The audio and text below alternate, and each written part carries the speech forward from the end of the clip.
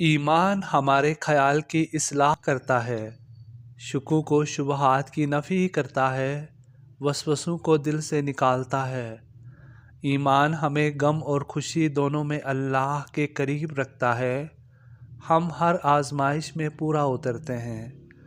ہم جانتے ہیں کہ خوشیاں دینے والا ہمیں غم کی دولت سے بھی نواز سکتا ہے۔ اللہ تعالیٰ اپنے بندوں کو دولت یقین سے محروم نہیں ہونے دیتا۔ اسلام میں داخل ہونے کے بعد اگر کوئی یہ دعویٰ کرے کہ وہ دوسروں پر فوقیت رکھتا ہے تو اسے غلط سمجھیے۔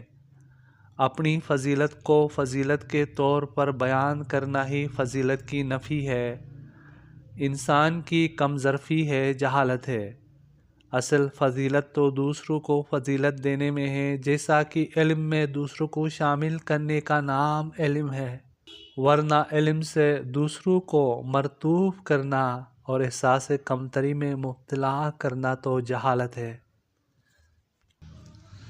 عافیت اس بات میں نہیں کہ ہم معلوم کریں کہ کشتی میں سوراخ کون کر رہا ہے، عافیت اس بات میں ہے کہ کشتی کنارے لگے۔ اب کسی نبی علیہ السلام نے دنیا میں نہیں آنا، لہٰذا دین کی تبلیغ کی عظیم ذمہ داری ہم سب پر ہے۔ اپنی اصلاح کے بعد یہی امت دنیا کی اصلاح کرے۔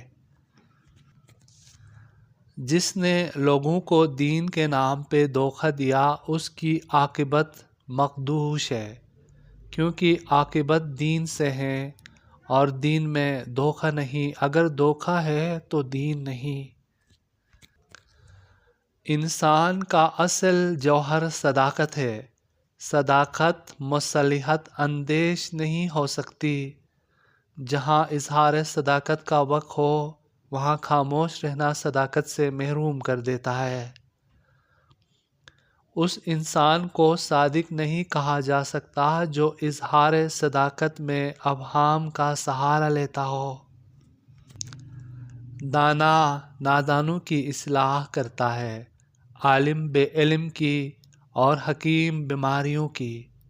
وہ حکیم کیا علاج کرے گا جس کو مریض سے محبت ہی نہ ہو؟ اس طرح وہ مصلح جو گناہگار سے نفرت کرتا ہے ان کی اصلاح کیا کرے گا؟ ہر صفت اپنی مخالف صفت پر اثر کرنا چاہتی ہے، لیکن نفرت سے نہیں، محبت سے۔ اگر زندگی بچانے کی قیمت پوری زندگی بھی مانگی جائے تو انکار نہ کرنا۔ باطن ایک علم ہے، جس کو عطا ہو جائے وہ اسے باطن نہیں کہتا بلکہ ظاہر ہی کہتا ہے۔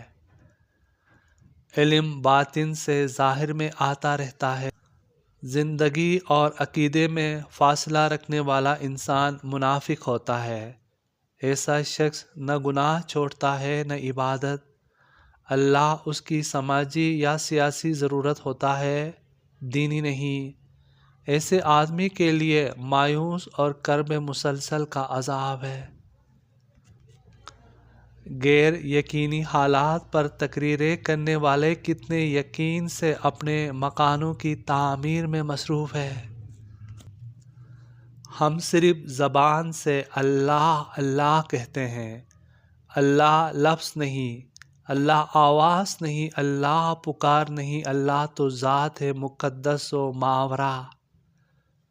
اس ذات سے دل کا تعلق ہے، زبان کا نہیں۔ دل اللہ سے متعلق ہو جائے تو ہمارا سارا وجود دین کے سانچے میں ڈل جانا لازمی ہے۔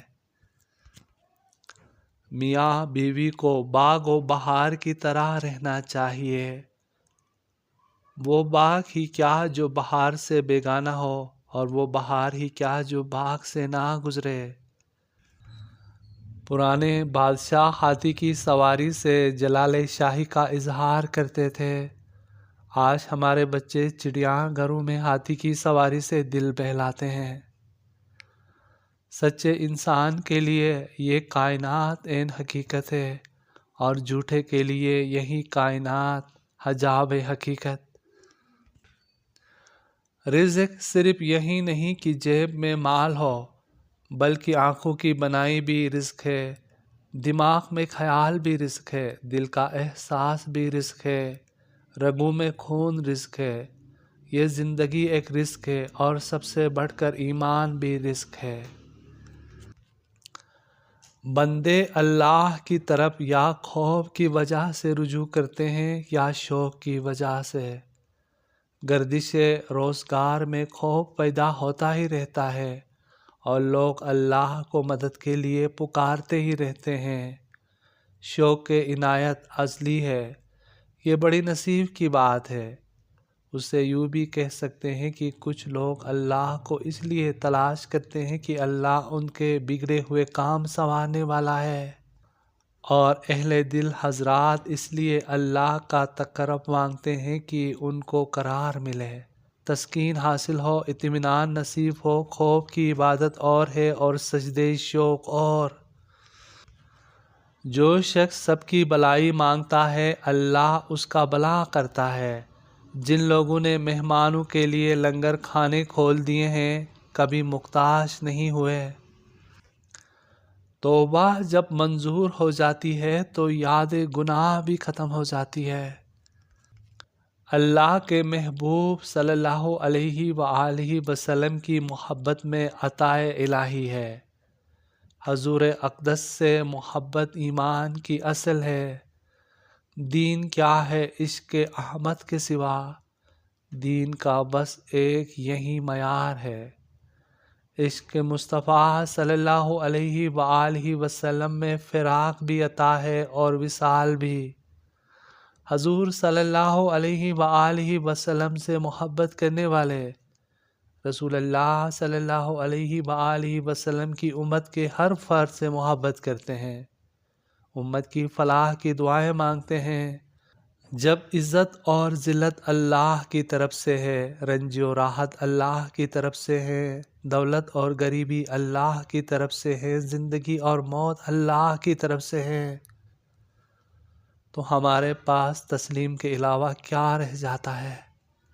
ہماری آنکھوں کے سامنے عجائبات ہے لیکن ہم دیکھتے نہیں۔ ایک معمولی سی بے عقل بے شعور گائے کتنا بڑا کرشمہ ہے، فطرت کا عجوبہ، گھاس سے دودھ بنانے والا حیرت انگیز کارنامہ ہم کیوں نہیں دیکھتے؟